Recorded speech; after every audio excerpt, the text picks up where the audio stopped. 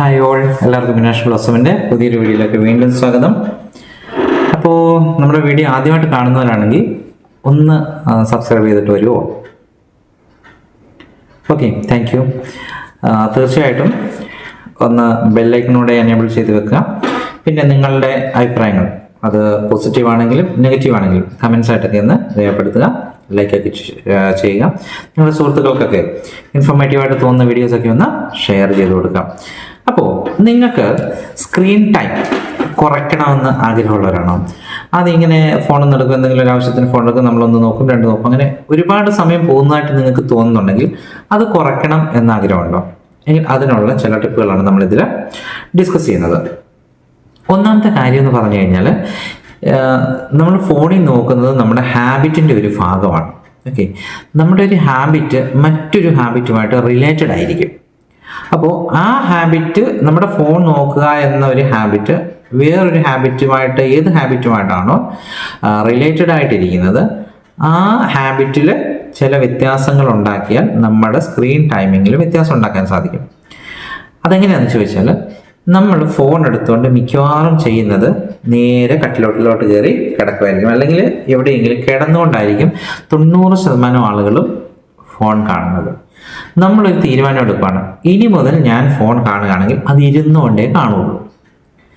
കസേര വലിച്ചിട്ട് മേശപ്പുറത്ത് ഫോണൊക്കെ വെച്ചിരുന്നേ കാണുള്ളൂ എന്ന് വിചാരിക്കുക. ഇപ്പം ഇതിനകത്ത് കുറച്ച് പേര് കമൻറ്റ് ചെയ്യും, ഞാൻ ഇരുന്നുകൊണ്ടാണ് കാണുന്നത്, ഞാൻ എന്ത് ചെയ്യുമെന്ന്. ഓക്കെ, എനിക്കറിയാം. ഓക്കെ, ബട്ട് കിടന്നുകൊണ്ട് കാണുന്നവരാണെങ്കിൽ ഒരു ചേഞ്ച് ഉണ്ടാക്കുക. ഇരുന്നുകൊണ്ടേ ഞാൻ കാണുന്നുള്ളൂ. പക്ഷേ നമ്മൾ ഇരുന്നുകൊണ്ട് കാണാൻ തുടങ്ങിയാൽ നമ്മൾ കാണുന്ന സമയം വളരെ കുറവായിരിക്കും. ശ്രമിച്ചു നോക്കിക്കോളൂ. പക്ഷേ ഈ ഒരു തീരുമാനം എടുക്കാൻ നമ്മളെ കൊണ്ട് സാധിക്കണം. ഫോൺ എടുത്താൽ ഞാൻ ഇരുന്നുകൊണ്ട് മാത്രമേ കാണുകയുള്ളൂ എന്നുള്ളൊരു കാര്യം. കാരണം നമ്മുടെ ഹാബിറ്റുകളെല്ലാം എങ്ങനെയാണ് ഹാബിറ്റായിട്ട് മാറുന്നത്? റിവാർഡിനെ അനുസരിച്ചാണ്. നമുക്ക് എന്തെങ്കിലും കിട്ടുമെന്ന് ഉണ്ടെങ്കിൽ മാത്രമാണ് നമ്മളൊരു ഹാബിറ്റ് ഉണ്ടാക്കിയെടുക്കുന്നത്. നമുക്ക് എന്താണ്, ഫോൺ കാണുമ്പോൾ ഒരു കംഫർട്ട്, നമുക്ക് ഒരു കംഫർട്ട് ഉണ്ടാക്കി തരുന്ന ഒരു രാസത്വരകം ഉണ്ടാകുന്നു, ഡോപ്പമിൻ എന്ന് പറയുന്ന, അല്ലേ? ഡോപ്പമിൻ ജനറേറ്റ് ചെയ്യപ്പെടും. നമ്മളിത് കാണുമ്പോൾ നമുക്കൊരു ഫീലിംഗ്, ഒരു ഹാപ്പിനെസ് ഉണ്ടാവും. അന്നേരം ഇത് ഓട്ടോമാറ്റിക്കായിട്ട് ജനറേറ്റ് ചെയ്യപ്പെടും. അതാണ് നമ്മുടെ ഈ ഡോപ്പമിൻ ആണ് നമ്മുടെ റിവാർഡ് എന്ന് പറയുന്നത്.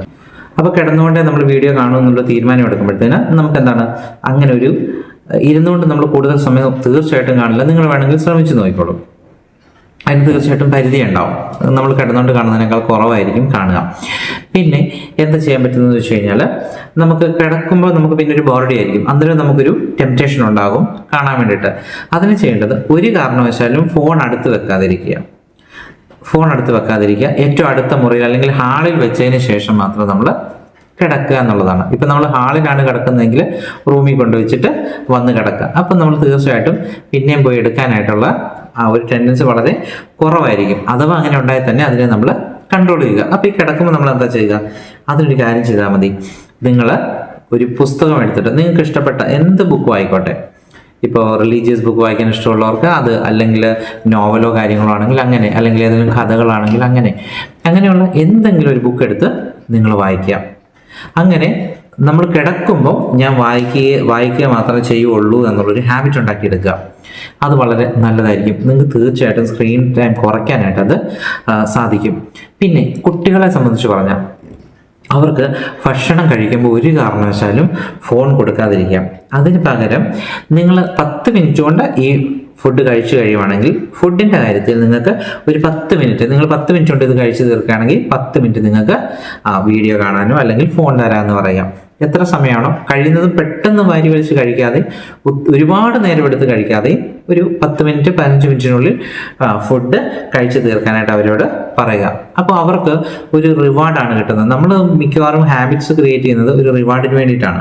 അപ്പോൾ അവരോട് പറയുക, ഓക്കെ, ഇത് നിങ്ങൾ 15 മിനിറ്റ് കൊണ്ട് കഴിച്ചു കഴിഞ്ഞാൽ അടുത്ത 15 മിനിറ്റ് നിങ്ങൾക്ക് ഫോൺ ഗെയിം കളിക്കാനോ അല്ലെങ്കിൽ നോക്കാനോ തരാം. പ്രത്യേകിച്ച് കുട്ടികൾക്ക് ഫോൺ കൊടുക്കാതിരിക്കുന്നതാണ് നല്ലത്. പക്ഷേ അത് ഓൾറെഡി സംഭവിച്ചു പോയ കാര്യമാണ്. അതുകൊണ്ട് സ്ക്രീൻ ടൈം കുട്ടികൾക്ക് കുറച്ചുകൊണ്ട് വരാം എന്ന് മാത്രമേ ഉള്ളൂ.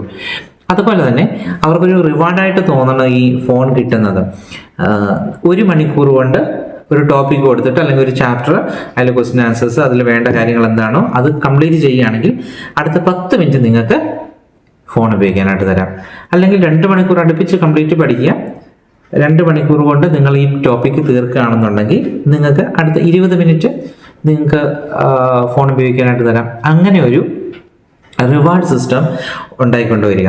അങ്ങനെയാണെന്നുണ്ടെങ്കിൽ ഒരു പരിധി വരെയൊക്കെ കുട്ടികളുടെ സ്ക്രീൻ ടൈമിംഗ് നമുക്ക് കുറയ്ക്കാനായിട്ട് സാധിക്കും. അവർ കൃത്യമായിട്ട് 1 മണിക്കൂർ പഠിച്ചില്ല എന്നുണ്ടെങ്കിൽ ഒരു കാരണവശാലും ഫോൺ കൊടുക്കാൻ പാടില്ല. പക്ഷേ 1 മണിക്കൂർ കൃത്യമായിട്ട് പഠിക്കുകയാണെങ്കിൽ തീർച്ചയായിട്ടും അവർക്ക് കൊടുക്കുക. അതിനുശേഷം 10 മിനിറ്റ് അത് ഉപയോഗിക്കാനായിട്ട് അല്ലെങ്കിൽ ഗെയിം കളിക്കാനോ എന്താണെന്ന് വെച്ച് കഴിഞ്ഞാൽ കൊടുക്കുക. അങ്ങനെ പടിപടിയായിട്ട് മാത്രമേ സ്ക്രീൻ ടൈമിംഗ് നമുക്ക് കുറച്ചുകൊണ്ട് വരാനായിട്ട് സാധിക്കത്തുള്ളൂ.